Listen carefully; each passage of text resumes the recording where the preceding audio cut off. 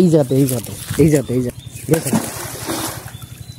আসসালামু আলাইকুম বন্ধুরা, দেখতে পাচ্ছেন যে এই পুকুর থেকে বালু তোলা হয়েছে। তো আজকে হঠাৎ মাথার মধ্যে চিন্তা ভাবনা আসলো যে এই পুকুরে মানে গভীর কতটুকু হয়েছে সেটা পরীক্ষা করার জন্য আমরা একটা পদ্ধতি অবলম্বন করছি। তো পানিগুলো এই পুকুরে পুরো ফুল একটা ভর্তি পানি ছিল, কিন্তু এখন পানি এই পর্যায়ে চলে আসছে। এইখান থেকে দেখতে পাচ্ছেন যে এখানে বালু তোলার চিহ্ন। তো এখন আমরা দেখবো যে এখানে গভীর কীরকম হয়েছে। তার জন্য আমরা এই ব্যবস্থা করছি, ওখানে ইটের মধ্যে দড়ি বাঁধিয়ে দেবো, মানে ওখানে পুকুরের মধ্যে ছাই দেবো যে কীরকম কত দূর চলে যায়। এটা ভালো করে বাঁধা, খুলে না যায়, খুলে যাবো না এখন আবার দড়িখানে ঢিল দেওয়ার অনেকখানি, ঠিক আছে না?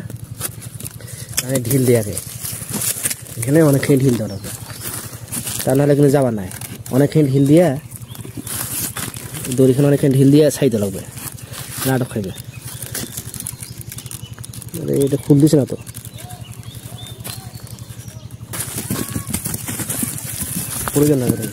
পড়ে যাবে। তা আজকে দেখবো যে কীরকম এর গভীর কীরকম হয়েছে। আমরা এই ইটটা পুকুরে মাঝখানে একদম ফেলে দেবো যে কতটুকু পর্যন্ত ডুবে যায়। বুঝতে পারবো দড়ির মাপটা যখন ডুবে যাবে তখন দড়ির মাপটা দিয়ে বুঝতে পারবো যে কতখানি গভীর হয়েছে। রেডি, দে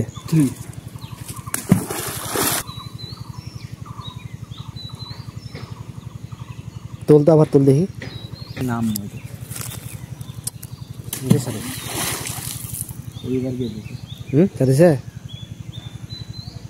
টান দেখি একটা মাপ করা, ওইখান থেকেই ধরা, ভিজে যেখান থেকে ভিজে, হ্যাঁ ওইখান থেকেই ধরতো। কিরকম ওই যে পানাটা আছে, এই পানা কাটা আছে। এখন হিসেব কর, দেখতো কিরকম ওইখান থেকে হিসেব কর।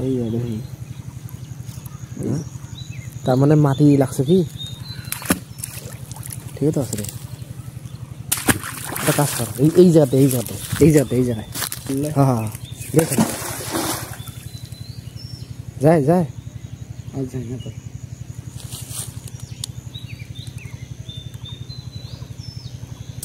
হ্যাঁ দে ওই নাই তো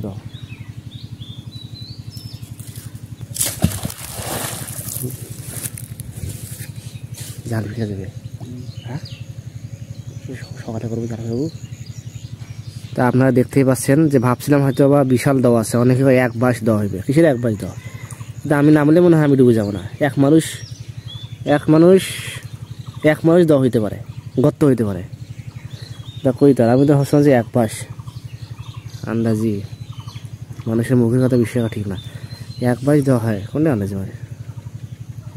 তাহলে এখানে মাছ আছে, পানি ধরে তো, কই মাছগুলো সমতা আছে বেশি।